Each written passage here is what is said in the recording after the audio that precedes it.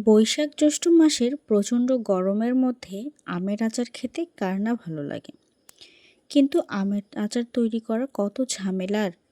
আম কাটো, রোদে শুকাও, তারপর না আমের আচার। আসসালামু আলাইকুম, welcome to my channel sweet and simple বিউটিতে।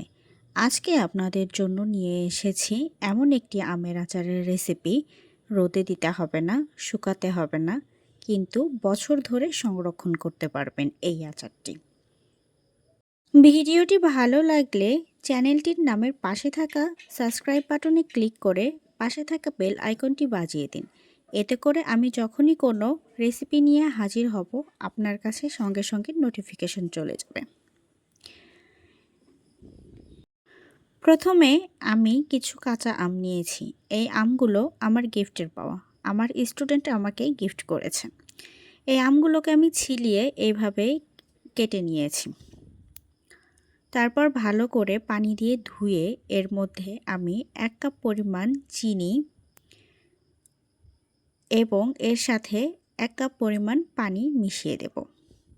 এবার এর মধ্যে 1/2 কাপ সিরকা বা ভিনেগার এবং পরিমাণ মতো লবণ দিয়ে এর মধ্যে চুবিয়ে রাখব। এবার একটি প্যানের মধ্যে কয়েকটি শুকনো মরিচ, 5 ফোড়ন মশলা, 2 চা চামচ পরিমাণ, 1 চা চামচ পরিমাণ কালো জিরা এবং 1 চা চামচ পরিমাণ জিরা দিয়ে ভালো করে ভেজে নেব। ভেজে এটাকে পাটায় অথবা ব্লেন্ডারের মধ্যে আমি আধ ভাঙা করে নেব। এটাই হচ্ছে আমার এই আচারের একমাত্র মশলা। আচারটি আমি তেল ছাড়া অল্প মশলায় তৈরি করছি। তেল ছাড়া অল্প মশলায় এরকম আচার মুখে দিলেই মিলিয়ে যাবে। স্বাদটা আপনারা যখন তৈরি করবেন তখনই বুঝতে পারবেন।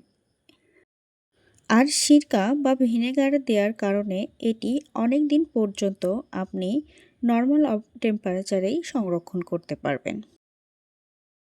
চুলার উপর একটি প্যান দিয়ে এর মধ্যে আগে থেকেই চিনি এবং সিরকার মধ্যে ডুবিয়ে রাখা আমগুলোকে দিয়ে দেব। নিচে জমে থাকা চিনিগুলোও দিয়ে দেব এর মধ্যে। এরপর মিডিয়াম আঁচে এটিকে জাল করব ঢাকনা দিয়ে ঢেকে।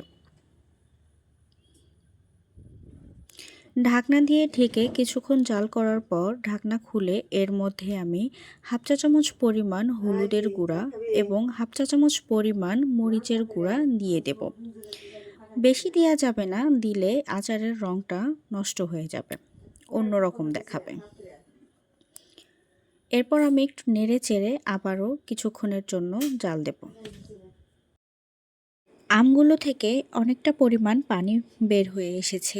এই পানিটা শুকিয়ে নিতে হবে, আর এই পানির মধ্যেই আমগুলো সিদ্ধ হয়ে যাবে। পানিটা অনেকাংশেই শুকিয়ে এসেছে। আমি এবার নেড়ে চেড়ে একটু উল্টিয়ে পাল্টিয়ে দেখছি। এটা খুব আলতো হাতে করতে হবে, না হলে এরকম ভেঙে যাবে। এবার আমি এর মধ্যে আমার সেই আধ ভাঙা আচারের মশলাটা 1 টেবিল চামচ পরিমাণ নিয়ে এর মধ্যে ছিটিয়ে দিলাম।